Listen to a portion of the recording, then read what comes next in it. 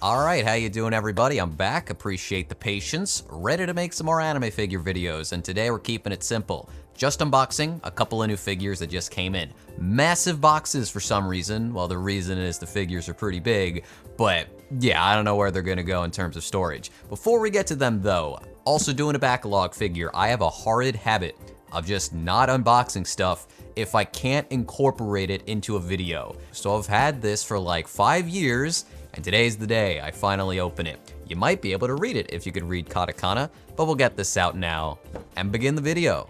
Alright, there we go. So, MegaHouse, a couple of years back, made a Caiman figure from Dorohedoro, and everybody hates this apparently. I do have a hunch as to why, but this was only like 15,000 yen back then, back when they had reasonable pricing.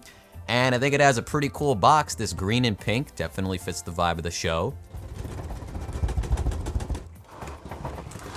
Unfortunately, these pegs are plastic, which I'm not a fan of.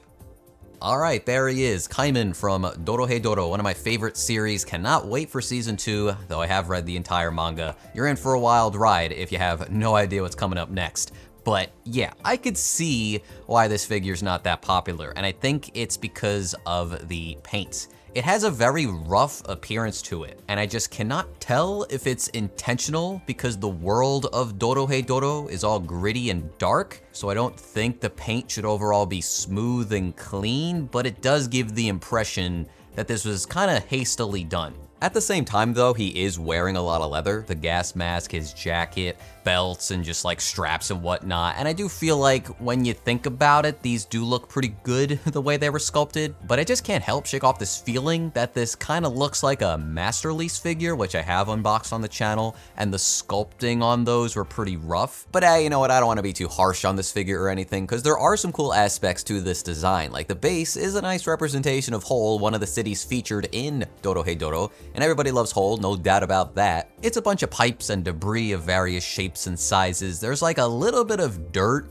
or like sludge, which would make sense considering the name of the series, Mud and Sludge, but I wish there was more of it. It's just like this one shiny dab of brown in the middle, but like why didn't they put that elsewhere on the figure? Well, actually taking a closer look, there's 2 spots, so that's nice, but it's kind of hidden in the back. I like this paint, but I wish it was elsewhere on the base. Ooh, his pose though is right on the money. It like fits him thematically. It looks like he's hunting somebody down, like he's found his prey, which is the point. He is looking for the sorcerer who turned him into this reptilian form. And not only is he dual wielding daggers, which is cool on its own, but he's also got a reverse grip on one of them. I don't remember if that's how he typically fights, but I think as far as like a sculpt goes, it looks awesome. Oh, and I should point out that he has 2 head sculpts, one with the gas mask on, which you're seeing right now. I like the translucent red so you can still see his eyes underneath. He looks angry, which is perfect. And then he also has the reptilian head, of course, which has a nice scaly texture to it. And he looks pretty intimidating here. Maybe feral is the right word. Either way, he looks pissed off.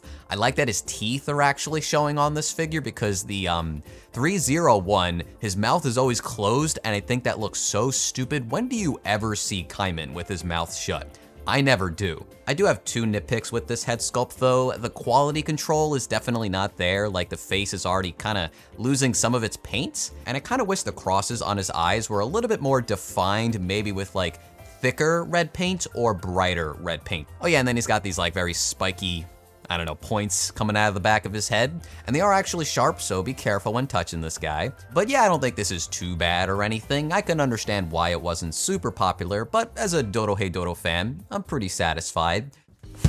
Yeah, this is a stupidly big box that I got from Kotobukiya US. This was right when the store opened, and it was like the stars aligning because I was kind of desperate to get the bonus faceplate for this one. I will say, very poor timing on their behalf, not their faults, because right when they opened up was when the tariffs were starting to be put in place here in the US. But yeah, this is Hsien-Ko from Darkstalkers. I do like all the slash marks for windows on the box, that's pretty cool. It's one of those no assembly figures, just pull off the protective wrap and you're pretty much good to go. This is really heavy, by the way. I guess I should have expected that, but this feels dangerous to hold. I'm gonna put it down right now. Well, actually, we have 2 more things we need to do. I got her bonus faceplate. Hat comes off, front of the hair comes off, new faceplate goes in. Oh, and don't forget, it also comes with a plastic stand for her arm, which I'm not gonna use right now, but I will use it later when it's like actually on display. So anyway, holy shit, I actually have a Hsien-Ko figure now. I never thought it would happen. I wouldn't say she is my fighting game waifu, but she would be number 2. Jam is number 1 from Guilty Gear. But Darkstalkers as a franchise is just brimming with personality. I think way ahead of its time, just in terms of like the art style, the animations, the gameplay is like so easy to pick up, but like insanely hard to master. And unfortunately, the franchise is just dead forever. Don't listen to Ono from back in the day. Darkstalkers are dead, and I don't think it really could come back. I don't think they can make a game as charming as the original 3 nowadays. It would just be way too expensive, and I don't think anybody at Capcom wants to do it. But as far as this figure goes, I think Kotobukiya did a solid job. Like usual, I'm not seeing too much in terms of the shading, like some nuance in terms of the colors they're using for her outfit, but the paint apps are clean. It's a pretty spotless looking figure, which is great. And Hsien-Ko's palette is rather varied. There's just like a lot of unique colors here, which in a way kind of does alleviate some of the shading issues I have here. And if there's one aspect of the shading that I do really like, it's her ghoulish blue skin.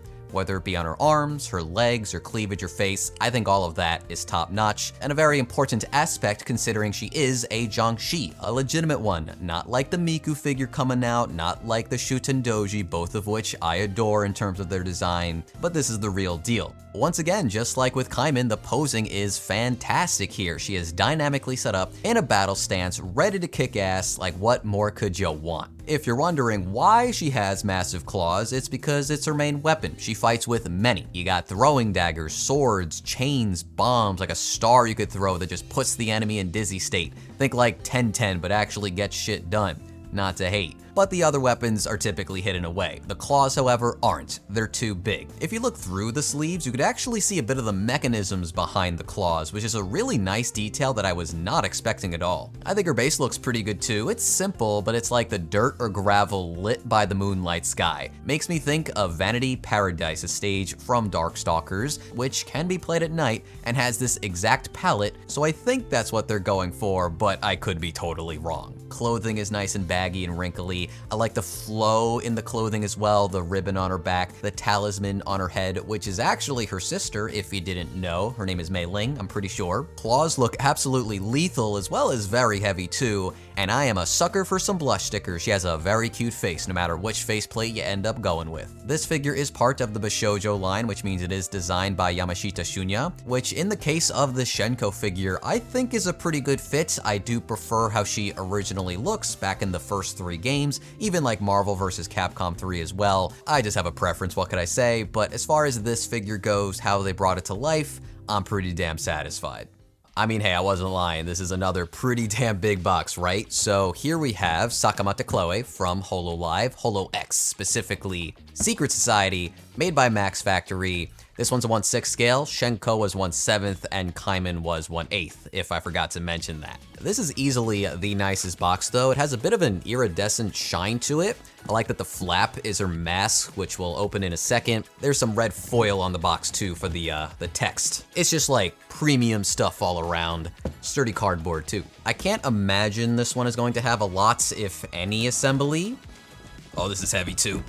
Well, it does come with an instruction sheet, so maybe not that simple. All right, big orca has a butt imprint for her tush. Additional pillow, which I think rests over there somewhere. I'll figure that out later. She has no arms out of the box. That's interesting. I don't know why they did it that way. She looks very pretty. I guess the skirt comes off too. Oh shit. That's pretty daring, what she's wearing down there. Okay, we'll put the skirt back on for now. Okay, so I think what they want you to do is take the jacket, which looks amazing, and then put her torso in it. It has a peg where like her arm should go.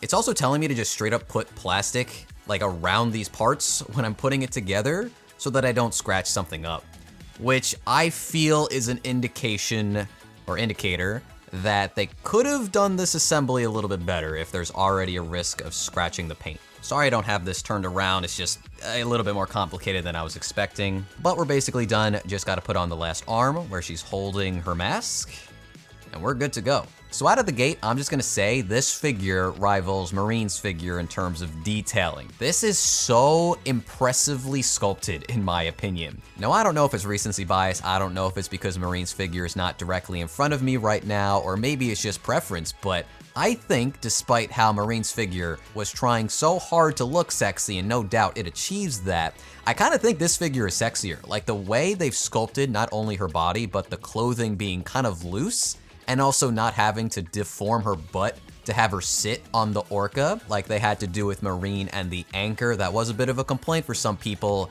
I kind of think this one comes out on top in that regard. She is very well endowed, and I think that will be extremely apparent as you look at my footage. But not only just that, the absolute territory on display here is peak. You got the garter belts, her leggings are ripped, and the thighs themselves are a nice healthy size. So it all comes together to make something pretty eye-catching. But if we're done drooling, let's talk about some other things. Let's focus on the outfit itself, which is a stunner, has like a punk-like vibe to it, which I adore, which means tons of belts, chains, studs, buckles. There's like caution tape, which kind of plays into the entire thing, which is really fun. And even the palette of black, red, and white really fits the aesthetic too. As far as this outfit goes, I think it's perfect. And you could really see the meticulous sculpting of all of these details just all throughout this figure. It's very impressive. If I can go back to the leggings very quickly, I just want to point out that they've actually sculpted in the ripped portions as if her skin is like poking through the legging very slightly. Now, I guess I will admit I'm not the biggest fan of the whole fluffy base thing, but I think it works in this instance because this is supposed to be her bedroom.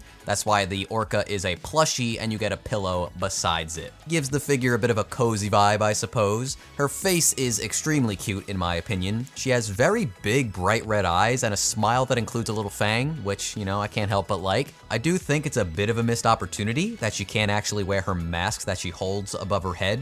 It looks like it would fit, it looks big enough, but you can't take it out of her hand, and I think that's a bummer. That would be a really nice additional option to give us, but what can you do? I don't even think I talked about the paints, which is just superb across the board. The mix of like metallic, gloss, and matte finishes, no paint errors or quality control issues that I could find. Though again, they did want me to like make sure I was putting plastic in between the jacket. So it does seem to have a paint transfer like potential problem. So be careful if you're ever like taking off or putting on the jacket. But damn if this isn't some flawless execution everywhere else. The shading is top notch. The application of all the decals like the caution signs, the plaid on the skirt, it all looks exquisite.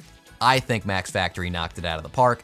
No idea what the aftermarket on this one's gonna be. It's a little bit harder to track this time around because Chloe actually graduated from Hololive, though I do believe she is affiliated and can appear again in the future. I forgot if I mentioned that I did get this from the Good Smile Global store, and I did have to pay $73 extra in tariff fees, but we're not trying to make that a big deal in every video. But that's gonna do it for this one. Thanks for watching the unboxing. Let me know what you guys thought about these figures in the comments down below. But until next time, I'll catch you around.